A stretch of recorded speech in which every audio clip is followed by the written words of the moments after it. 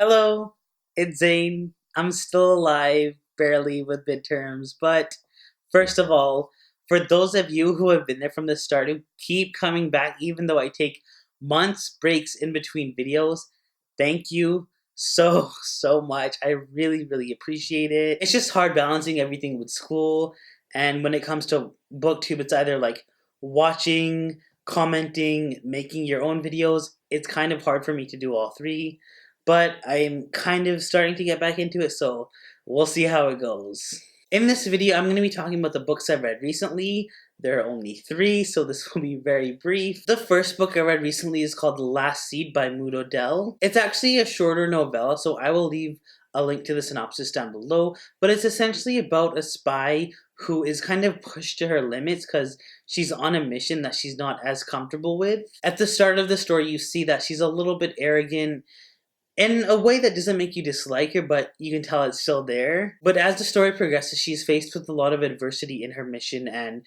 you get to see her really push to her limits. It's just nice to see a character struggle. It's no fun if the character has no conflict. I actually think you needed conflict for any story. I don't know any story I've read that doesn't have a conflict, but it was done very well in this story. The writing was also quite engaging. I did enjoy the style of it. It was something that I feel like I hadn't read before, which is very refreshing. The only small critique I have of this novella is that the start was a little bit info dumpy. That said, I completely understood why it needed to be a little info dumpy.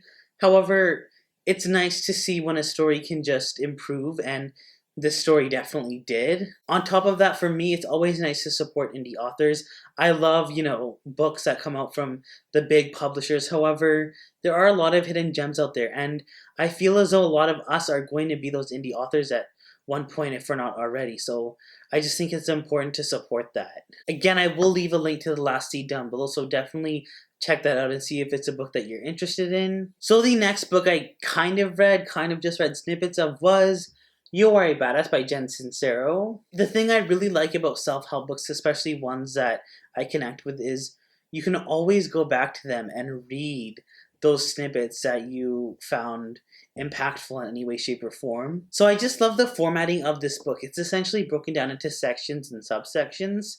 Each chapter, I guess you would call it, is an area of your life you can improve on, or a piece of advice that you can utilize. And then the subsections get a little bit more specific on how you can actually apply it, things you can physically do to implement that advice. And it was just incredible. I know a lot of people feel odd about self-help, and I completely understand that.